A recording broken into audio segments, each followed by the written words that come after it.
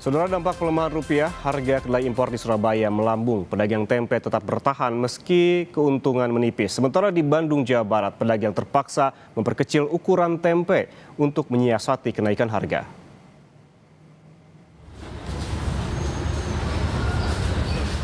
Kenaikan harga kedelai impor terpantau di Pasar Karah, Surabaya, Jawa Timur. Pedagang bilang harga kedelai impor yang kini berkisar 13 hingga 15 ribu rupiah per kilogram membuat biaya produksi semakin tinggi. Pedagang sekaligus perajin tempe mengaku keuntungan yang didapat kian tipis. Meski harga bahan baku naik, pedagang tidak bisa langsung menaikkan harga jual maupun memperkecil ukuran tempe karena khawatir pelanggan berkurang.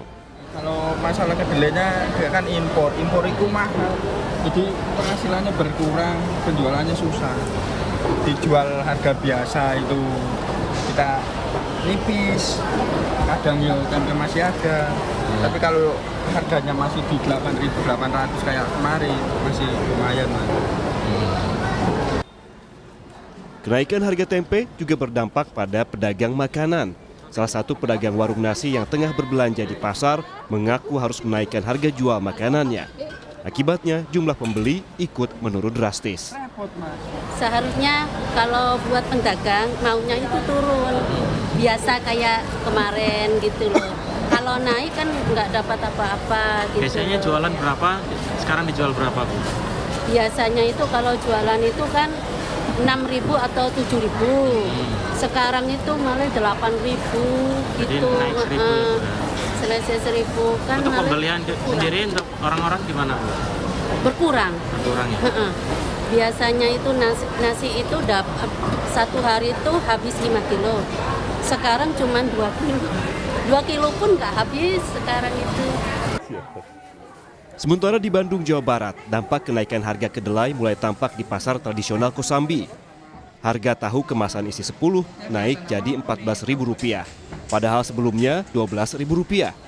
Menurut pedagang, selain naiknya harga bahan baku, kenaikan harga juga dipicu tingginya harga plastik. Selain itu, pedagang juga terpaksa memilih memperkecil ukuran tempe dibanding menaikkan harga. Pembeli pun berharap harga kebutuhan pokok segera kembali normal. Dan ini biasanya biar kelihatan, ini ekosnya agak gede. Ini sebenarnya dikecilin, harganya 8.000. Ada yang 8.000, 10.000. Cuma yang dikecilin sebetulnya naik ini teh. Makanya nggak kelihatan. Oh, sebetulnya mah naik, Iya, naik. tapi dikecilin, dijual dengan harga yang sama. Harganya sama. Dari seluruh barang ya akhirnya pengeluarannya banyak gitu.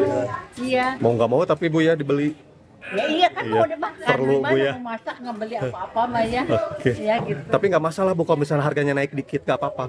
Ya tapi kalau minggu depan naik lagi ya masalah dong. Oke. Jadi pengeluaran bulanannya berapa coba? Oke. Coba ibu mau udah pensiun coba. Meskipun ketergantungan impor gandum mencapai 100%, harga tepung terigu di Pasar Kosambi terpantau masih normal. Meski demikian, baik pedagang maupun pembeli berharap pemerintah bisa segera menekan harga kebutuhan pokok karena sejumlah komoditas harganya sudah mulai melonjak. Tim Liputan, Kompas TV. Saudara, pelemahan rupiah yang tak terbendung hingga mencapai ataupun tembus 17.600-an per dolar Amerika Serikat memiliki efek domino bagi masyarakat menengah bawah dan tentunya warga di pedesaan. Pertanyaannya, saudara, benarkah warga desa aman dari dampak pelemahan rupiah? Ekonom Indef bilang, secara nominal transaksi memang warga di pedesaan tidak menggunakan dolar, namun secara realitas ekonomi makro hampir mustahil warga pedesaan terbebas dari dampak gejolak dolar Amerika Serikat. Depresiasi rupiah yang terus terjadi berpotensi menekan kelompok menengah bawah dan juga masyarakat di pedesaan melalui impor pangan dan energi, bahan baku pertanian hingga daya beli yang tertekan.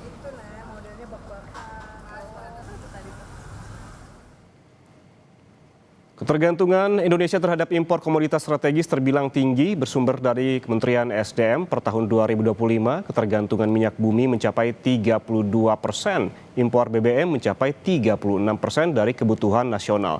Sementara impor LPG menjadi jenis energi dengan angka impor paling besar mencapai 80,58% dari total kebutuhan dalam negeri. Selain itu, saudara, sekitar 60% kebutuhan pupuk fosfat, dan NPK Indonesia juga masih bergantung pada impor.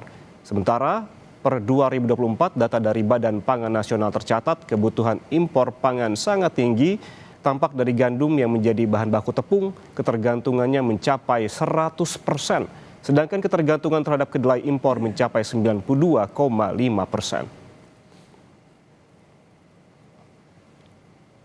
Kita lihat nilai tukar rupiah per dolar Amerika Serikat, saudara, di mana nilai tukar rupiah dari GISDOR Bank Indonesia terpantau terus menempati posisi terlemah sepanjang masa hingga berada di level 17.666 per dolar AS pada penutupan perdagangan Senin kemarin. Padahal pada penutupan perdagangan Jumat 2 pekan lalu, rupiah masih berada di level 17.375. Melemah ke 17.415 pada 11 Mei hingga melampaui level 17.500 pada 12 Mei dan sempat menguat tipis pada Rabu pekan lalu sebelum libur panjang di level 17.496.